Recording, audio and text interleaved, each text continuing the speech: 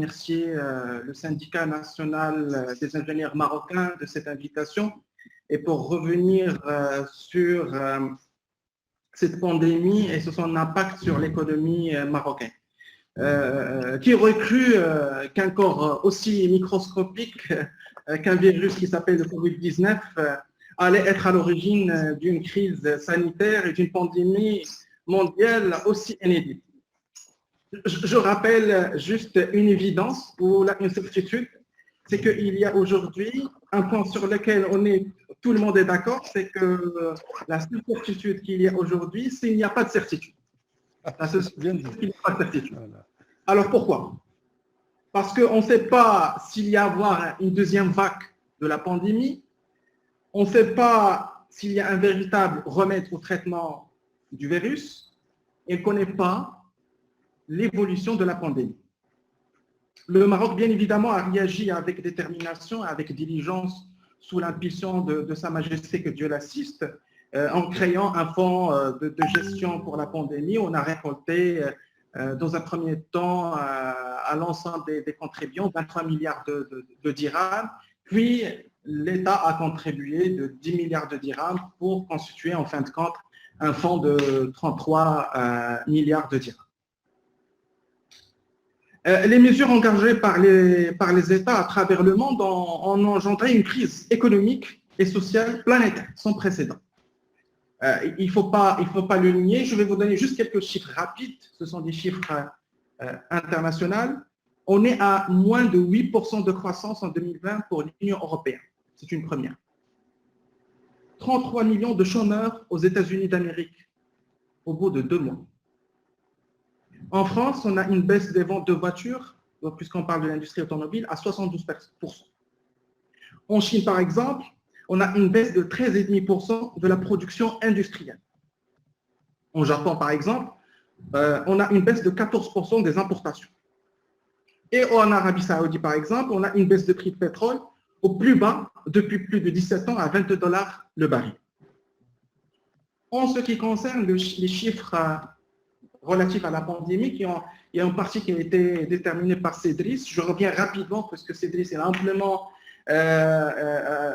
focalisé sur ces chiffres. La balance de paiement aujourd'hui au Maroc connaît une très très lourde pression sur le stock de devises. Le Maroc a pu débloquer 4 milliards de dollars pour faire face à la pression en termes de stock de devises. Sur le plan macroéconomique, Cédris a cité tout à l'heure que la perte est de 1 milliard de dirhams au niveau de la création de la valeur ajoutée chaque jour. Chaque jour, le Maroc perd 1 milliard de dirhams en termes de valeur ajoutée suite à la suspension en partie de l'activité économique. Et il y a un manque à gagner de 500 millions de dirhams par jour. Tenez bien, 500 millions de dirhams de manque à gagner pour les recettes et pour le trésor de l'État, ce qui est énorme. Bien évidemment, ça va impacter la diminution des ressources de l'État. Aussi, il y a une baisse sur l'impôt des sociétés, puisque la dégradation de la santé des entreprises, ce qui a impacté l'arrêt en activité temporaire de plus de 134 000 entreprises en arrêt d'activité, ce qui fait le 1/3 des entreprises marocaines, ce qui a impacté automatiquement par effet de boule de neige plus de 1 million de salariés qui ont été déclarés en arrêt d'activité temporaire, ce qui fait le 1/3 des salariés dans tout le royaume.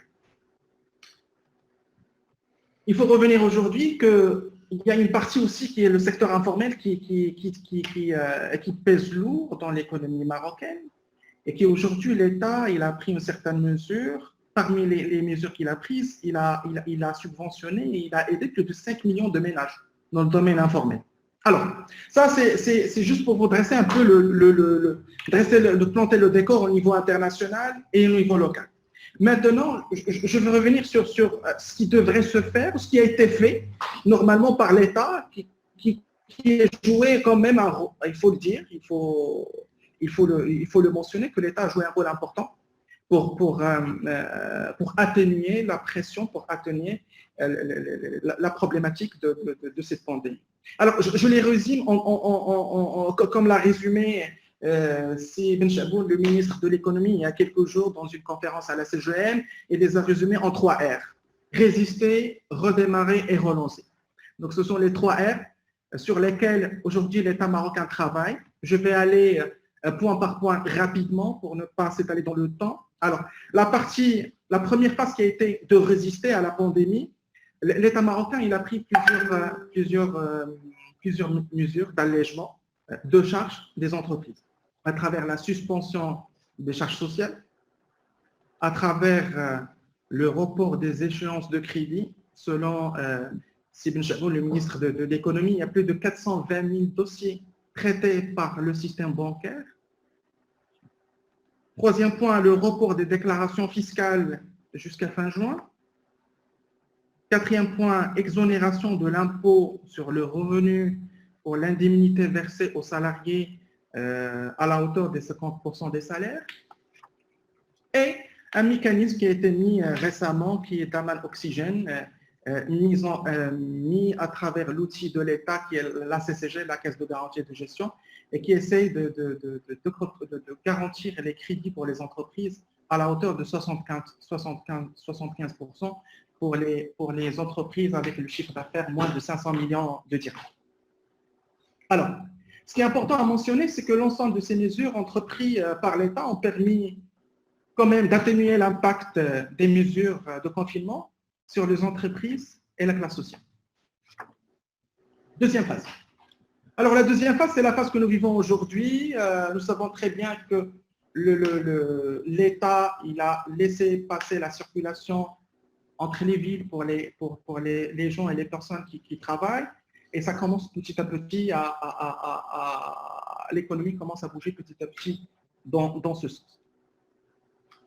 La phase de redémarrage, celle que nous vivons aujourd'hui, c'est un retour, comme j'ai dit, de progressif au travail dans le respect total des gestes de barrières et des protocoles sanitaires. La troisième phase, qui est la phase la plus importante, c'est la phase et pour répondre à la thématique principale, qui est le plan de relance économique et quel impact sur l'économie marocaine. Alors, avant de démarrer, je tiens à rappeler 3 points essentiels, une synthèse qu'on peut tirer quand même de cette pandémie de la COVID-19 sur l'économie et sur le social du royaume. On a bien constaté qu'il y a un vrai rôle de l'État central. L'État a joué tout son rôle. Et on a lu dans pas mal d'articles internationaux que le Maroc il avait un comportement quand même exemplaire à la gestion de la pandémie. Premier point. Deuxième point, le poids important de l'informel dans notre économie. La fragilité structurelle de larges couches sociales de notre société qui travaille en absence de filets sociaux. Troisième constat, c'est qu'aujourd'hui, le Maroc, quand même, dans le cadre de cette pandémie, a connu une rapidité sans exception au déploiement des plateformes digitales. La rapidité de la grande partie des Marocains qui ont adopté avec aisance ces outils digitaux, auxquels, quelle que soit la catégorie sociale à laquelle ils appartiennent, ils l'ont adopté facilement et rapidement, et ça a permis une communication assez rapide. Alors, concrètement, quelles sont les actions urgence de relance? À en croire le ministre de l'économie, les actions urgentes de relance sont de 2 types. Des actions qui vont permettre à l'économie d'avoir une relance rapide, immédiate, et des actions qui vont avoir un impact sur le moyen terme et sur le long terme. La plupart de ces actions vont être canalisées dans le projet de loi de finances rectificatif, le projet de loi de finances rectificatif qui est en cours maintenant d'élaboration avec l'ensemble d'interventions des acteurs économiques et sociaux. Pour rappel, le plan de relance a été proposé par la CGM dans le dernier comité de veille économique. à l'avantage d'une approche bottom-up qui est partie voir toutes les associations professionnelles, toutes les associations sectorielles qui ont récolté l'ensemble d'informations et des recommandations pour qu'on puisse par la suite proposer au comité de veille économique, qui essaie d'être le plus horizontal possible. Alors, pour les actions à court termistes qui ont été initiées par l'État, c'est juste pour rappel, la mise en place d'un crédit additionnel pour la relance économique et qui couvre les besoins des fonds en roulement. Les besoins de fonds de roulement des entreprises qui ont un besoin de redémarrer, qui ont besoin de garantir la continuité de leur travail, avec la garantie de l'État qui a utilisé encore une fois son outil de la CCG pour garantir de 80 à 90% des produits, plutôt des crédits qui vont être octroyés pour les entreprises. La particularité de cette mesure, c'est qu'aujourd'hui, toutes les entreprises, toutes tailles confondues, la petite et moyenne entreprise, la TPE et même la grande entreprise bénéficiera de cette démarche à travers l'outil de la CCG. Et je rappelle un taux d'intérêt assez exceptionnel de 4% qui rassemble à celui de Intalaka et qui s'étale sur 7 ans avec 2 ans de délai de grâce pour le remboursement. Deuxième mesure, l'État a conçu aussi l'outil de financement pour les établissements publics. Ça, on n'a pas trop communiqué là-dessus, même aussi les institutions publiques qui ont été touchées par la pandémie vont faire bénéficier aussi des mesures d'octroi de crédit aux mêmes conditions du secteur privé. Troisième point, c'est les investissements. Tout à l'heure, Cédric, il a cité que les investissements ont augmenté malgré la pandémie de 120%, mais aujourd'hui, l'investissement public sera renforcé et sera appuyé par des mécanismes innovants à travers le partenariat public-privé. Et le choix de l'investissement sera basé sur l'impact de l'emploi, ça veut dire combien l'investissement qu'on va investir, il va créer combien d'emplois, et sera aussi basé sur le choix de la préférence nationale. Tout à l'heure, Daoudi, il a parlé des choses positives. Ça, c'est parmi les choses positives, c'est qu'aujourd'hui, les investissements et l'appui d'aide aux investissements qui vont être donnés aux entreprises vont être donnés en priorité à des entreprises marocaines. Quatrième point qu'il ne faut pas oublier, qu'il y a aujourd'hui, avant la pandémie, il y avait le plan Intalaka qui a été initié par Sa Majesté, que Dieu l'assiste, pour encourager l'entrepreneuriat et pour encourager l'entreprise qui mérite aussi d'avoir quand même la continuité et de son impact sur l'économie. Alors, pour conclure, puisque je devrais normalement quitter vers 16 heures, pour conclure et pour revenir sur un ensemble d'aspects positifs de cette pandémie, j'ai quelques messages. Des messages que j'ai récoltés suite à l'ensemble des articles qu'on a publiés, à l'ensemble des briefings qu'on a eu avec des associations professionnelles, et c'est un concentré de ce qui se passe sur le terrain. Alors, la première résilience, c'est qu'aujourd'hui, on doit tous rester mobilisés face à cette pandémie. L'esprit solidaire, les Marocains, tous azimuts, pendant toute l'histoire, ils ont été reconnus comme un peuple solidaire. Toutes les couches sociales sont solidaires. Et je pense qu'aujourd'hui, cet aspect de solidarité doit être maintenu dans le temps. Deuxième point, il doit y avoir des ruptures positives et fortes. Donc, il faut aujourd'hui que les associations professionnelles, les associations sectorielles poussent vers cette rupture pour qu'on puisse proposer le nouveau modèle de développement économique que Sa Majesté dans lequel nous orienté de faire une proposition. Donc aujourd'hui, comme vous l'avez cité, Daoudi, le Conseil il a été contraint de revoir sa copie pour faire une autre proposition qui prenne en considération l'ensemble de la situation. Donc du coup, il faut marquer une rupture positive et réelle dans ce sens. Alors, il faut s'attaquer aussi à l'informel. Moi, je pense que l'informel, c'est parmi aussi les quelques soucis qu'on devrait normalement intégrer d'une manière très significative à notre économie.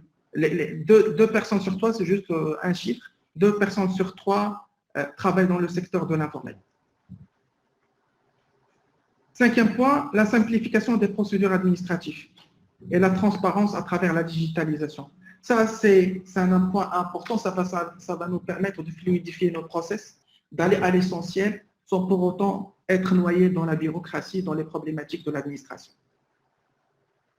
Un autre souci qui est la sous-capitalisation des entreprises marocaines. Aujourd'hui, les problèmes de la trésorerie, les problèmes le fonds de roulement, les problèmes liés à la compétitivité. Aujourd'hui, on doit renforcer plus qu'à jamais notre entreprise, quelle que soit la petite ou la moyenne ou la grande entreprise.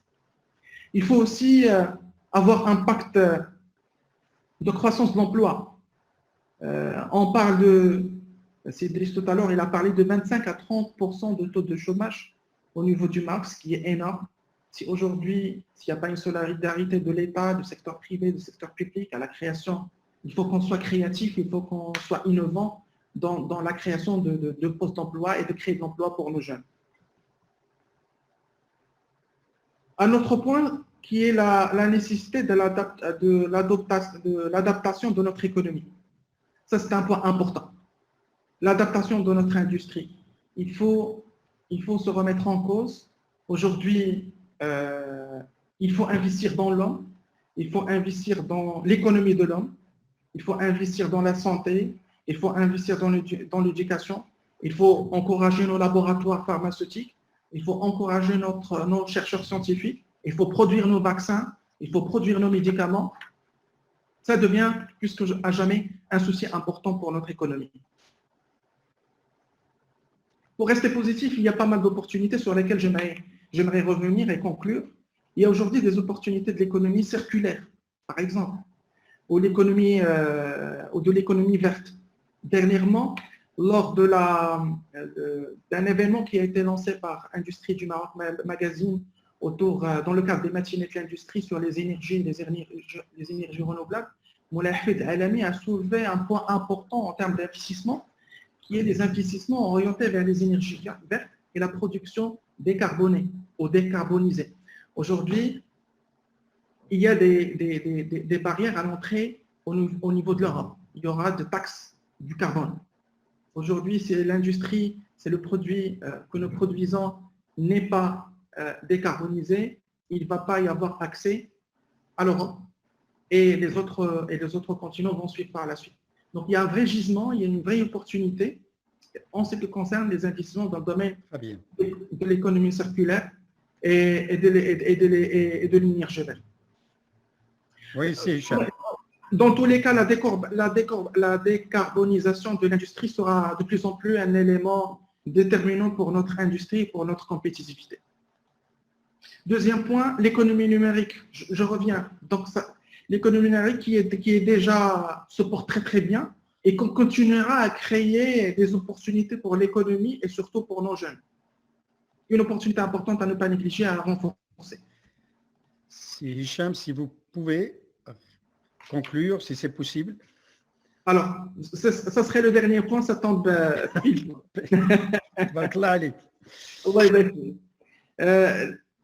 Une nouvelle opportunité sera créée suite au changement du paradigme chez nos partenaires européens surtout, nos partenaires internationaux,